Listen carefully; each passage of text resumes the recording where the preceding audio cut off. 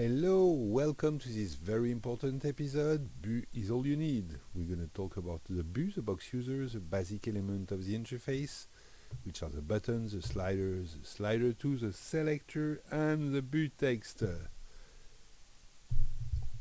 So, here first you have to click here on the tuto Bu, so you will see all this example. Before it was a train, that's why in the slide train Bu. It's a tuto Bu, it's the current thing. And you can see example of buttons, sliders, selectors, and text here. There is this notion of current Bu.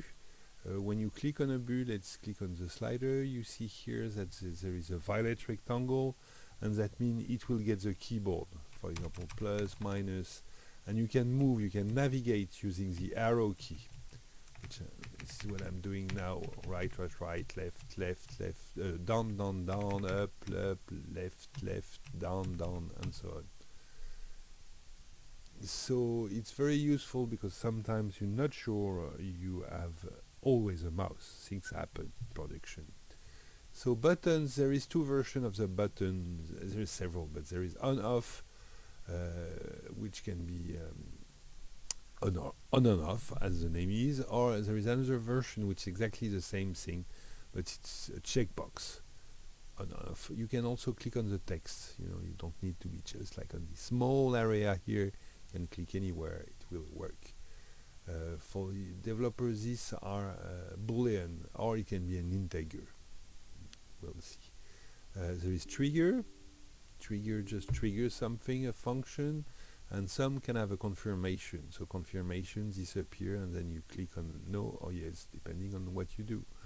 And remember, if you want to move something, this mobile button here have the things to move, so I can use Alt and move it.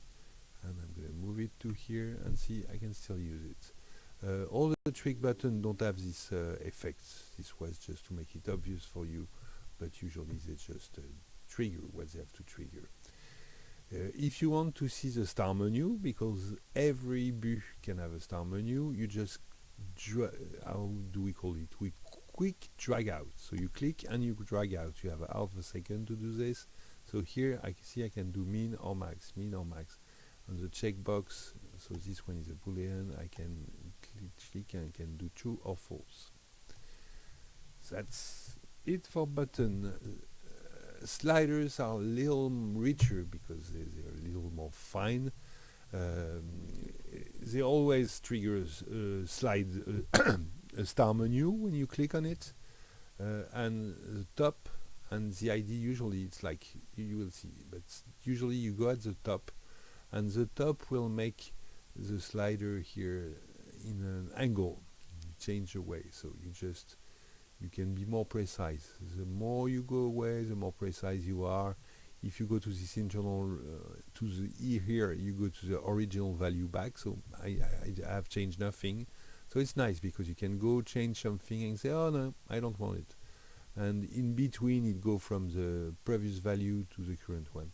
And when you are here outside, if you use Shift, you can stick to predefined, what we call default values. Or if you do Control, you can move a little bit from your starting value instead of moving a lot. Or if you even more precision, you do Control Alt, where it changes a little bit. And you can also directly go to the max value or to the min value if you use left and right.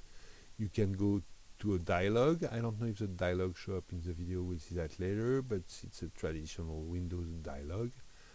And if you double click, you get this dialog too. So min-max, one more time, it's important to really deal with that once for all. So when you click, you get at the top, remember at the top you always have the name of the Bu, and you can slide and get whatever value you want. Interesting properties also, it's like, for example, here if I go to 0 and see, I can go over.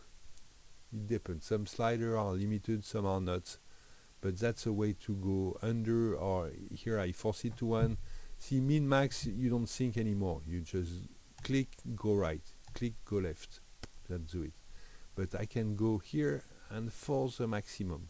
The idea is like when you have a slider here and the meter is here, if you go up, you are at the current value and you go around.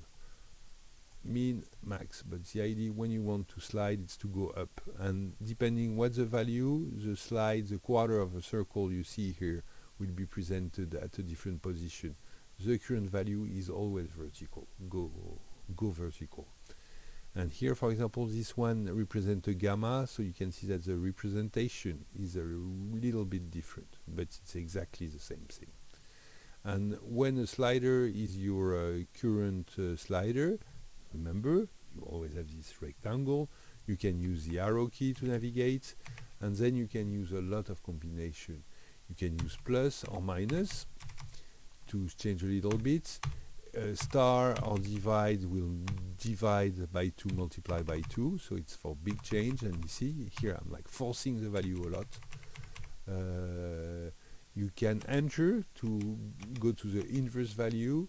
You can do dots to go to the closest integer under, we call it the floor integer, and you can use the home and end keys to get the default or the inactive value, or page up and page down to get the minimum and maximum. And sliders can be floating point or integer value. It depends. It's people who specify the interface who decide which type is it. And as I said, they can be constrained or unconstrained by their minimum and maximum. Slider 2 are exactly the same thing, but they define a range or a linear step. It's like if you want to set the minimum and the maximum in an incrustation, would be nice to have this. If you want to define the minimum and the maximum value you're taking in an account in an image or stuff like this. And the idea is like if you click left, you change the left value. If you click right, you change the right value. You can also revert, flip the value. You will notice that it's look like a little bit different. Up. See, now it's not white at the middle, it's have the color at the middle. That's how we know. And see here, I can still change this value here, right, go back here. So experiment with it, you will see it's kind of easy. You just have to get used to it. And it's very efficient, in fact. Selectors, you click, and you maintain your click, and you can still change it. This is useful when you DJ. You don't need to click to change, to go to all the value. You can click and you can play with it. So some slider can have several columns. It can be on a grid. You can have plenty of value in it. It can be a nice way. And you release, and it stays at the value where you release. So if you just want to change a value, you just click. That's it. If you want the star menu, as usual, you do a quick drag out, and you get the min, the maximum, and the slide as usual, which change. You can see changing under. And of course, you can use the keys too if it's the current one, like plus, minus. Usually that's the only one you're gonna use on a selector, but you can use the other one too. And some slider can store multiple items instead of being just a selector between a set of items. And they're a little bit different. You can see that the rectangle from each is a little bit separated from his neighbors. That's how you can see that it's a different type of selectors. Of course, everything I said about slide on the slider is exactly the same thing on the selector. You have again the detail here. I like to say things several times like this at the end. You get it. It's like painting. You need several coats. Text, they can be editable or not. Usually when they're not editable, we call it text info, and they are yellow. If you want to edit something, it's simple.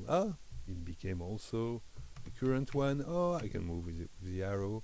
If I double click, I will go to an edit mode. I don't know if you see it in the video, but here I'm like editing, and I'm accepting my edition.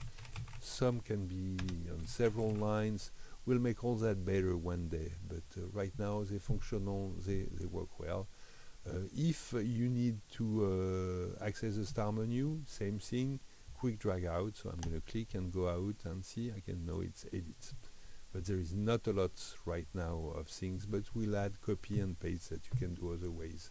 This will evolve and get better. There is like multi-touch keyboard. There is plenty of stuff that we have to revive, but one thing at a time. This is for today. You saw the basic things, the button, the slider, the selector, and the text, and we'll meet more in our next video. See you soon. Bye bye.